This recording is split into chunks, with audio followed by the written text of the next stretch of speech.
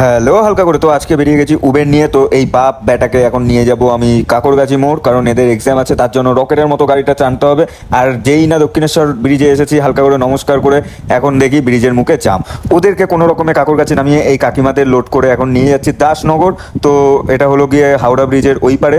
তো হালকা করে এখন হাওড়া ব্রিজ ধরে নিয়েছি। আর ভাই, হাওড়া ব্রিজ যে বানিয়েছে তাকে একটা মেডেল দেওয়া উচিত। চার পায়ে দাঁড় করিয়ে রেখে দিয়েছে হাওড়া ব্রিজ, ভাবার বাইরে ভাবার বাইরে ভাই। কাকিমাদের নামিয়ে রাস্তার সাইডে গাড়ি দাঁড় করিয়ে আমি মরার চেষ্টা করছি, কারণ একটাও ট্রিপ ঢুকছে না। তারপর মনে পড়লো কালকে তো আমার জন্মদিন, তার জন্য মরা ক্যান্সেল করে এখন চলে এসেছি হাইওয়েতে, যাবো এখন শ্রীরামপুর। তো ভাই এই দাদা দিদিগুলো খুব মিশুকে, তো তাদের সঙ্গে গল্প করে পাঠদান করি, মোড়কে বাই বাই করে এখন আমি যাচ্ছি শ্রীরামপুর। হালকা করে অনুপম রয়ের গান শুনতে শুনতে চলে এসেছি শ্রীরামপুর ব্রিজ। এখন কোনো রকমে তাদের এখন ব্রিজ দিয়ে নেমেই নামিয়ে দেবো।